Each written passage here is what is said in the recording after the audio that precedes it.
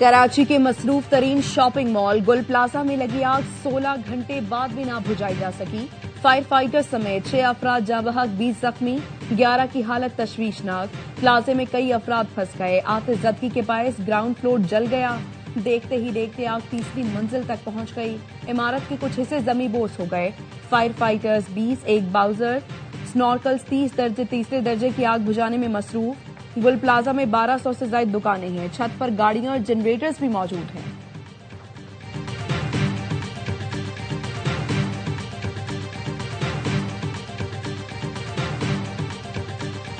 Rescue operation को अभी भी 2 से 4 घंटे लग सकते हैं कंप्लीटली इसको कंटेन करने में। काफ़ी पुरानी बिल्डिंग है, यहाँ पे फायर फाइटिंग सिस्टम नहीं था और हम कोशिश कर रहे हैं कि इसको जितनी सेफ्टी रखते हुए रेस्क्यू ऑपरेशन को क्विकली वाइंड अप करें। गुल प्लाजा पुरानी इमारत है जहां आग बुझाने का निजाम मौजूद नहीं था। डिप्टी कमिश्नर साउद जावेद नजीर कहते हैं रेस्क्यू ऑपरेशन मुकम्मल होने में मजीद वक्त लगेगा। Chief fire officer Humayun Khan कहते हैं इमारत का एक हिस्सा मुनहदम होने के बाद आग की शिद्दत में इजाफा हुआ। सिंध रेंजर्स के जवान भी रेस्क्यू ऑपरेशन में शामिल हैं। पाक नेवी के 5 फायर टेंडर, 70 जवान भी रेस्क्यू ऑपरेशन में शरीक।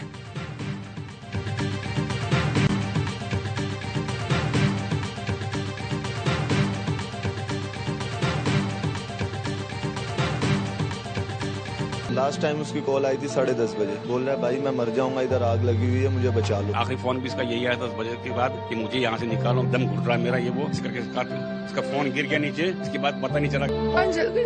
बस उस वक्त सब मेरे हस्बैंड लोग पहुँच गए थे। मेरा दामाद बहुत परेशान है, वो भी रो रहा है। ज़ाहिर है इतना बड़ा नुकसान। मेज़नैन पे अभी भी लोग फंसे हुए, अभी भी कोई कंफर्म नहीं कितना अफराद हैं। हमारी बच्ची ने फोन करा कि अम्मा कौसर मामी की सारी फैमिली यहाँ पर आई हुई है, उसकी शॉपिंग करने आए थे।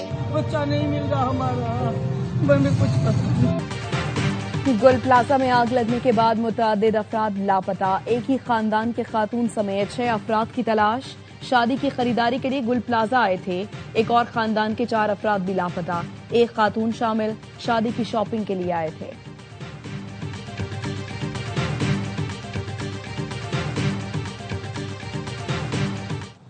कोई सेटअप नहीं, हर 10 मिनट के बाद इनके पास पानी खत्म हो जाता है। माल तो गया, खेर है, हो जाएगा। जानों का कौन जिम्मेदार है? लोग फोन कर रहे थे कि भाई हम इस जगह खड़े हैं, भाई हम इस जगह खड़े हैं, भाई हम यहाँ खड़े हैं। मेरे अंदाजे से अभी भी 80 से 100 लोग होंगे अंदर अभी भी। 50 से 60 अफराद से राब्ता नहीं हो रहा। सारा माल जल गया, लोगों को तो बचा लो। गुल प्लाजा एसोसिएशन के सदर तनवीर कासिम का कहना है मार्केट में फंसे लोग फोन कॉल करके मदद मांग रहे थे। इमारत में 80 से 100 लोग फंसे हो सकते हैं। आग मसनूई फूलों की दुकान पर लगी जो फैलती चली गई।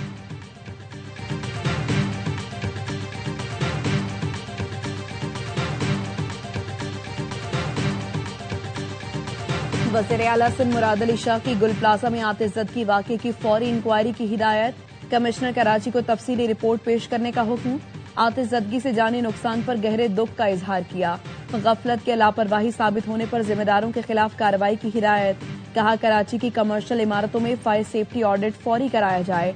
सूबाई वजीर सईद गनी की गुल प्लाजा आमद। कहा डंडे के जोर पर हर चीज नाफिज नहीं कर सकते, लोगों से मिलकर चीजें ठीक करेंगे। हुकूमत सानहा गुल प्लाजा के मुतासरीन को मुआवजा देगी।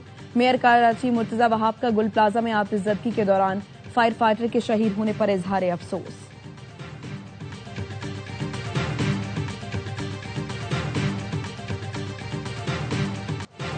सदर मुमलिकत आसिफ अली जरदारी और वजीर आजम शहबाज शरीफ का गुल प्लाजा में आतिशज़दगी पर इजहार अफसोस।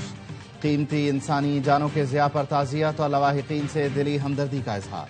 सदर जरदारी ने कहा सिंध हुकूमत और मुतल्लिका इदारे मुतासिर अफराद को फौरी और हर मुमकिन इमदाद फराहम करें। जख्मियों को बेहतरीन तिब्बी सहूलतों की फराहमी में कोई कसर न छोड़ी जाए। वजीर आजम ने कहा जाँ बहक अफराद के लवाहिकीन के गम में बराबर के शरीक हैं। जख्मियों को तमाम तर सहूलतें फराहम की जाएं। Chairman Peoples Party Bilawal Bhutto Zardari का भी वाक़े पर अफसोस का इजहार। वजीर दाखिला मोहसिन नकवी का लवाहिकीन से इजहार ताज़ियत। कहा तमाम तर हमदर्दियाँ मुतासरीन के साथ हैं।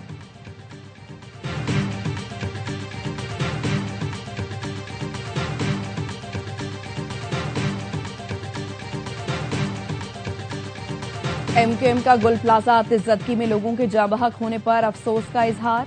बयान में कहा, गुल प्लाजा में आतिशज़दगी सानहा है, जिम्मेदारान के तयन के लिए तहकीकात की जाएं। शहरियों के जानो माल की हिफाजत के लिए फायर सेफ्टी कवानीन पर सख्ती से अमल दरामद होना चाहिए। हुकूमत सिंध और बल्दिया उज़्मा कराची फौरी रिलीफ पहुंचाने में नाकाम नजर आएगा। गुल प्लाजा जैसे गुंजानाबाद कारोबारी मकामात पर हिफाजती इंतजाम न होना नाकाबिल कबूल है। बांग्लादेश का भारत में वर्ल्ड कप न खेलने का फैसला बरकरार। आईसीसी वफ्द बांग्लादेश को राम करने में नाकाम। आईसीसी वफ्द बीसीबी को मनाने ढाका पहुंचा था। बांग्लादेशी बोर्ड ने कह दिया, हुकूमती हिदायत और सिक्योरिटी खदशात की वजह से भारत नहीं जा सकते, हमारे मैच कहीं और कराए जाएं। बांग्लादेश के फास्ट बॉलर मुस्तफिजुर रहमान को आईपीएल से निकालने और इंतहा पसंदी के बाद बांग्लादेश ने भारत में वर्ल्ड कप खेलने से इनकार कर दिया था। मोदी सरकार की इंतहा पसंदी ने आईसीसी को मुश्किल में डाल दिया। T20 वर्ल्ड कप में पाकिस्तान भी अपने तमाम मैचेस श्रीलंका में खेलेगा। मेजबान भारत को भी पाकिस्तान से खेलने कोलंबो आना होगा। आईसीसी बांग्लादेश के मैचेस से मुतालिक हतमी फैसला चंद दिन में सुनाएगा।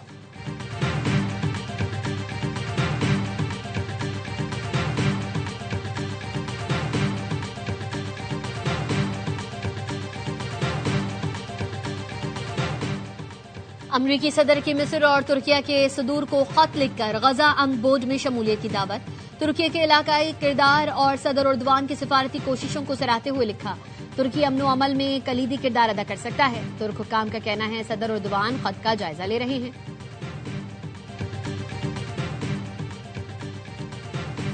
इसराइल ने गजा बोर्ड की तश्कील मुस्तरद कर दी। इसराइली वजीर आजम ऑफिस का कहना है, गजा बोर्ड की तश्कील के लिए राबिता नहीं किया गया। ये बोर्ड इसराइली हुकूमत की पॉलिसी के खिलाफ है। इसराइली वजीर खारजा बोर्ड का मामला अमरीकी हमसफ़ के साथ उठाएंगे।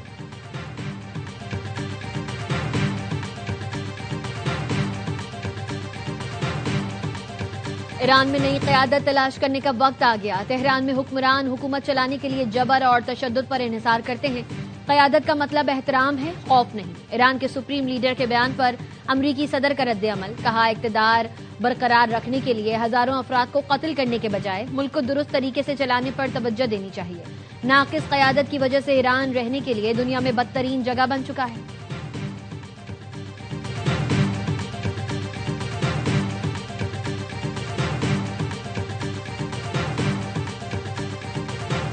अमरीकी सदर का डेनमार्क समेत 8 यूरोपीय मुल्कों पर 10% टैरिफ लगाने का ऐलान। नॉर्वे, स्वीडन, बर्तानिया, नीदरलैंड्स और फिनलैंड शामिल। 1 जून से यूरोपीय मुल्कों पर टैरिफ बढ़ाकर 25% कर दिया जाएगा। अमरीकी सदर का कहना है, यूरोपीय मुल्कों की ग्रीनलैंड आमद खतरनाक सूरत हाल पैदा कर रही है। मुज़ाकरात के लिए तैयार है मगर सख्त इक़दाम नागुज़ीर है। ग्रीनलैंड आलमी सलामती के लिए कलीदी हैसियत रखता है। चीन और रूस ग्रीनलैंड पर नजरें जमाए हुए हैं। ग्रीनलैंड की हिफाजत डेनमार्क के बस की बात नहीं। अमेरिका के सिवा कोई दिफा नहीं कर सकता।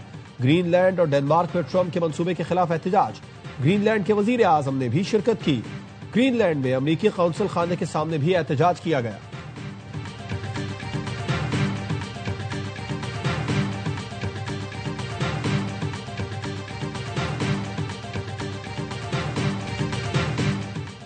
आलमी इक़्तिसादी फोरम में शिरकत के लिए वज़ीर आज़म शहबाज शरीफ आज स्विट्जरलैंड जाएंगे। फोरम का 56वां इजलास 19 से 23 जनवरी तक होगा। वज़ीर आज़म की फोरम में शिरकत के मौके पर आलमी रहनुमाओं से अहम साइडलाइन मुलाकातें भी मुतवक्के।